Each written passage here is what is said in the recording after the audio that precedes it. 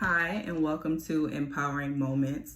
To piggyback on my introduction video, the reason I started this channel is to do reflection videos as I journey through a 21-day challenge, and also to offer insight and encouragement to anyone else who may be going through a transitional phase in their life and just needing extra encouragement and extra boost, that extra push, and also to offer the raw and uncut parts of going through different challenges and going through different phases where you are preparing yourself to be the best version of yourself. And I felt this was the best way to do that. So stay tuned as I reflect on my week 1 for my 21-day challenge. So I would have to say that the hardest part of week 1 was creating the content and preparing and recording the video for week 1. There were other challenges and I'll kind of cover those, but honestly, getting the content and stuff prepared and getting the stuff that I wanted to cover and getting the things that I may have wanted to say and wanted to make sure that I express and make sure that I spotlight was the hardest part for me, especially because this is still relatively new to me and learning the different software. I'd actually recorded the entire video, the entire reflection for week 1, and the whole video just completely deleted.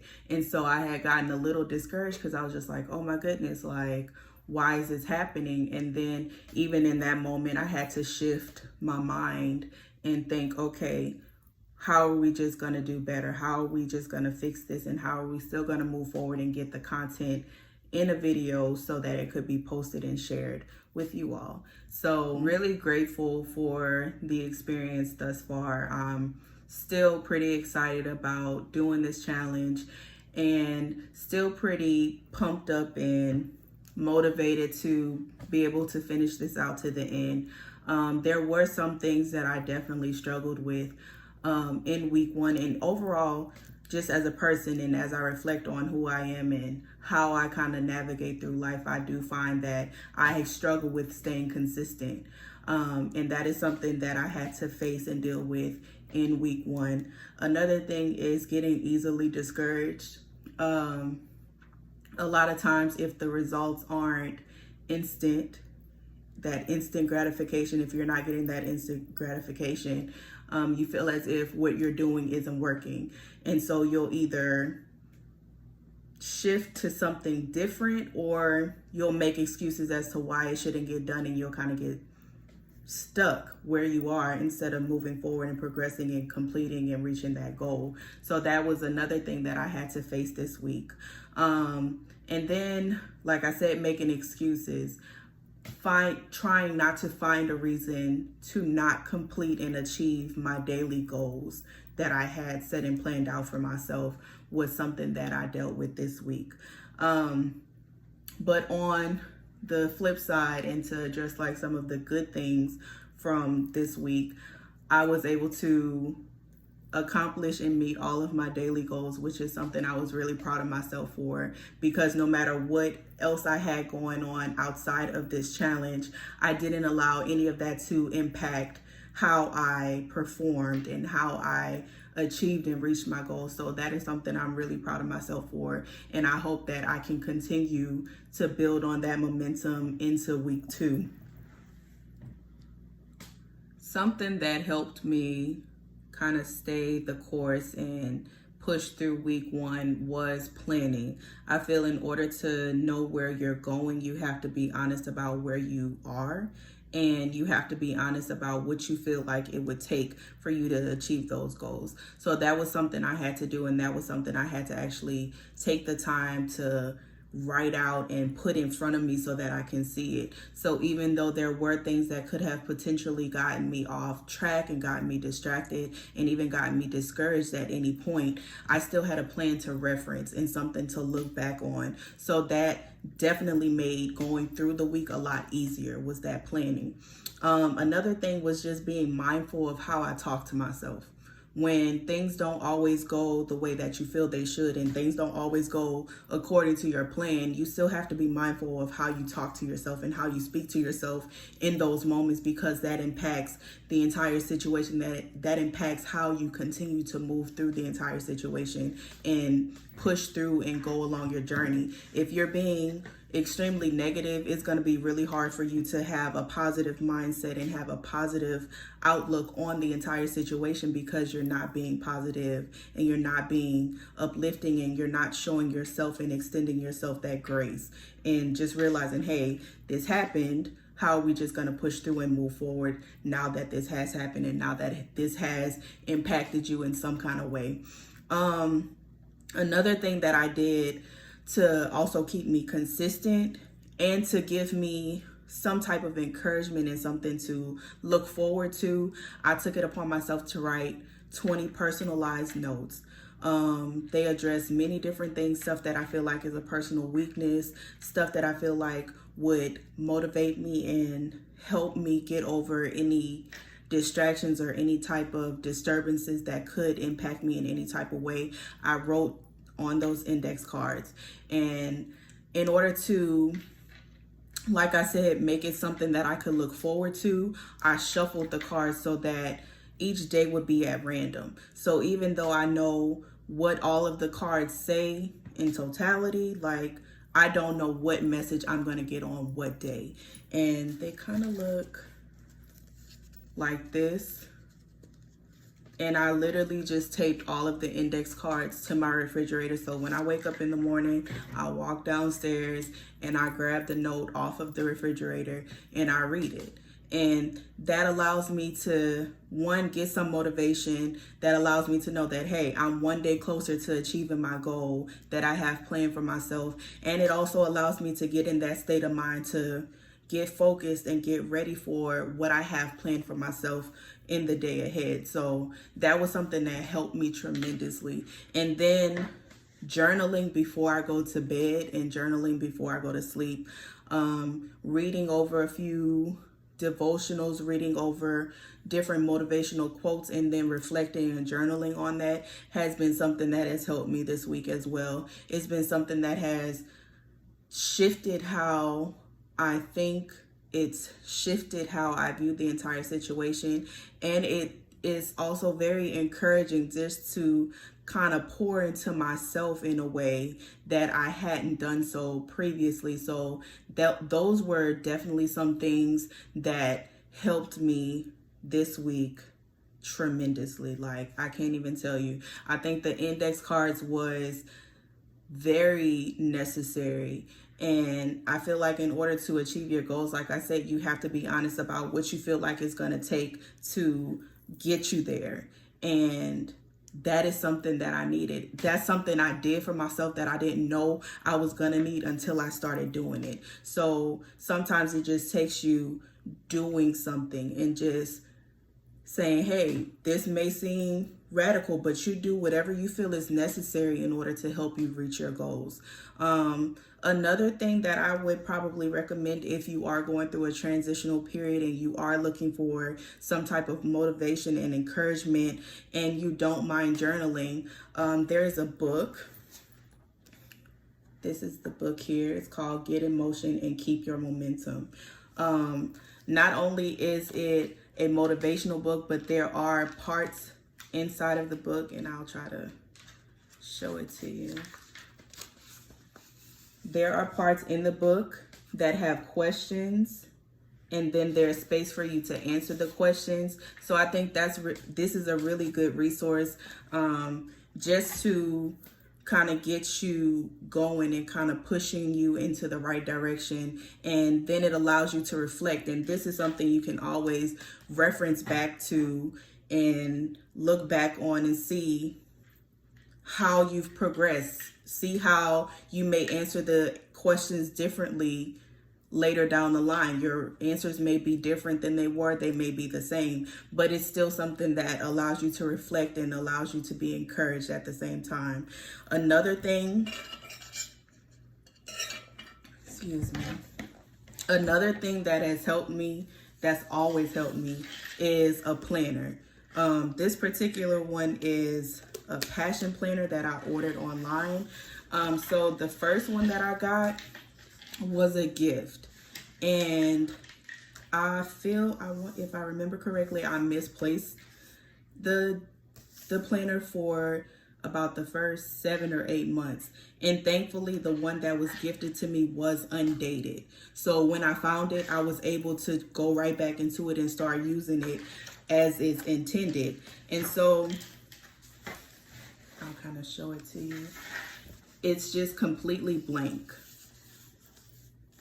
and they have stuff for you to focus on.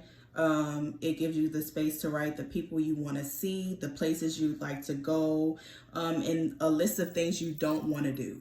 And that could be anything. It could be overthinking, it could be stressing, it could be anything that you want to put in this, but it allows you to see it, and it allows you to plan out your entire month. And then there's space for you to write out any personal projects that you have for yourself and any work related projects that you have. And then there's also some free space for you to fill out and do like life maps, if I'm not mistaken, that's what they're called. But it just allows you to write stuff out and put stuff in front of you so that you're able to look at it and see it all the time. I also have one on my wall. It's a dry erase that's very similar to this. So not only do I have this, but I have this on the wall as well, so I can constantly go in and see and look at different stuff that I have written out and planned for myself. And then you can go to the individual weeks as well, and allows you to write out and plan every single day. It has times. Again, it has that personal to-do list, and then your work to-do list, and then stuff for you to focus on for this particular week. And then it has a space for you to write the good things that have happened. So it allows you to, again, put this stuff in front of you and see it. And then it gives you a quote. There's also a motivational quote and a little reflection on the quote itself. And then at the end of each month, there is an opportunity for you to reflect. And I think this is just another good resource and tool for you to use, because again, it allows you to see the stuff in front of you. It allows you to really take time to look back at how you've spent your time. You can look back on how you plan stuff and see how you may have deviated from that plan in any type of way, and what improvements you can make moving forward. So I will link the URLs for the Passion Planner as well as the other book. And another tool that I use on a regular basis is something called the Calm app. It's an app that I downloaded over a year and a half ago. I downloaded it last January. And it's something, it has your daily calms, that's about 10 minutes a piece. And it just offers you the opportunity to bring your attention to that present moment. It makes you aware, it makes you mindful of your breathing and all of that type of stuff. And it also gives you additional motivation and stuff like that. So those are some good resources to have, and those are some things that have honestly helped me make this transition into continuing and moving forward with this particular challenge. To piggyback on something I mentioned previously, which is just kind of taking time to pour back into myself in a way that I hadn't done before. I have implemented doing more self-care, and I do different type of skin routines and stuff like that. And something that I'm learning is that self-care doesn't always look the same every single time. There may be some cases where how you care for yourself is completely different, and it's really on a situational basis, and it's just knowing yourself enough to know what you need in that moment. But something that I have done on a really consistent basis is my skincare regimen, and I can share a few of the products that I have used in the past few months that have helped, and some stuff that hasn't helped, and I'll kind of go back and forth and kind of tell you like what I would suggest and what I would say maybe you can try something different, and give you different dupes and suggestions on that as well. So I'll highlight the sand and sky products that I've impulsively purchased during quarantine. Let me see. Let me see if I can move it to where you can see it. So the sand and sky products are here. You have your glow mask, your glow drops, your purifying mask, and an exfoliator. Overall, my experience with these products, I would say they are very expensive for the job that they do. And I feel like there are possibly other products that you could try out that could get you similar or better results for a cheaper price. But I will say, I'm not gonna just say that they're not a good product, because they are. I just don't see myself buying them again. I'm going to use these because I pay for them. But am I gonna buy them again? No. But since this is something that I have been using consistently, I will suggest it to you because I feel like these work pretty well and they have given me some good results. So, let's see. I don't want to do that one. Let me take this one out. So, if you take a look, it's really small. Like, you can kind of see how small the product actually is. And they tell you that a lot goes a long way. I found these products looking on Snapchat, I think it was. I want to say I got these products from an ad on Snapchat. And overall, the experience with the products are pretty good. I would suggest using them as a set, like using them all together and ending the regimen with the dewy drops. I found that I had to use other moisturizers and stuff because the purifying mask really dries my skin out. It does pull those impurities out and stuff like that, but at the same time, it's very, very, very drying. So it does require you to use additional moisturizers outside of the dewy drops. The shipping is something I would probably say I didn't like at all. It took approximately a month and a half for me to get the first 3 of the 4 items, an additional month and a half after that for that 4th item to finally be sent, and for me to finally be able to use the entire set. So that is something, if you're willing to wait and you're willing to pay the cost for it, it's definitely something I would recommend you trying. And that is something that I have used over the past few months, and something that I did for my self-care Sunday in my first week of the challenge, just to kind of remind myself that, hey, it's okay to take time for yourself. Hey, it's okay to do stuff that's nice for yourself and pamper yourself and do things that make you feel good. And so that is something that I used. My takeaways from week 1 would definitely be make sure you plan.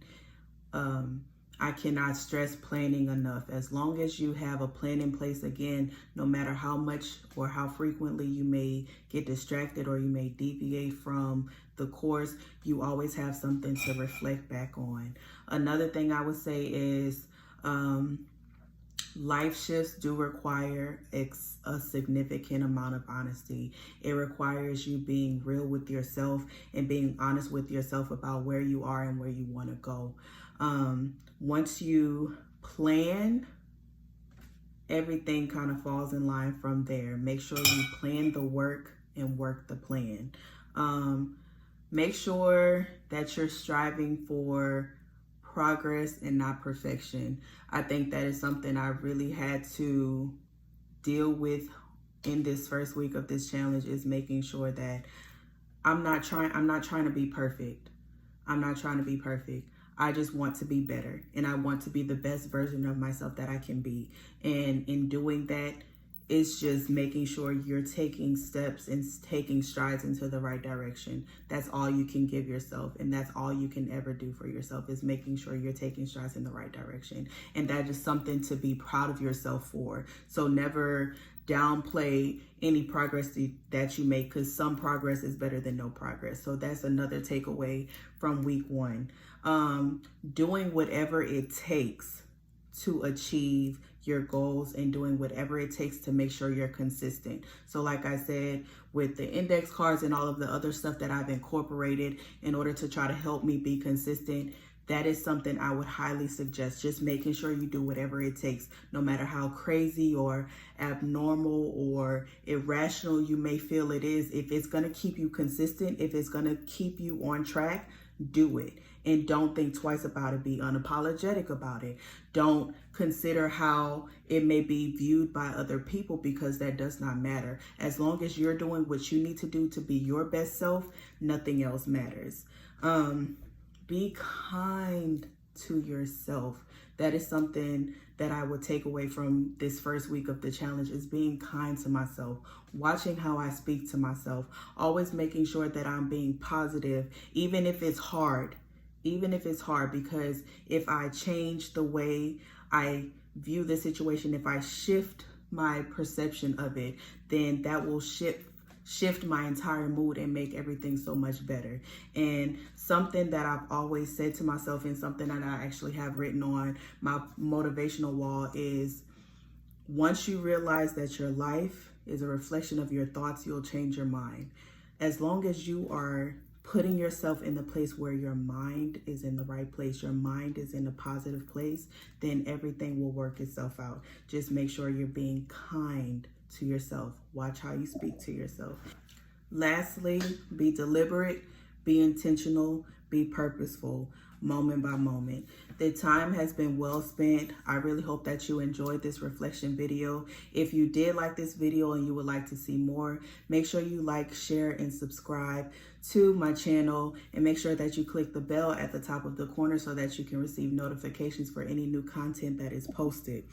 Also, make sure you're giving me your feedback, so you can put that in the comments below. And I will also link my email if you would like to send me just any encouragement, any personal feedback that you want me to read that you don't necessarily want in the comments. I'll put my email, and I'll make sure I make a deliberate effort into reading those and checking those, because I really want to connect with those who are viewing these videos, and I really want to connect with you so that we can have that bond and we can have that connection within each other and be able to build on each other. I can pour into you, you can pour into me, and it could be a collective team type effort. So I'll see you all next time. Bye.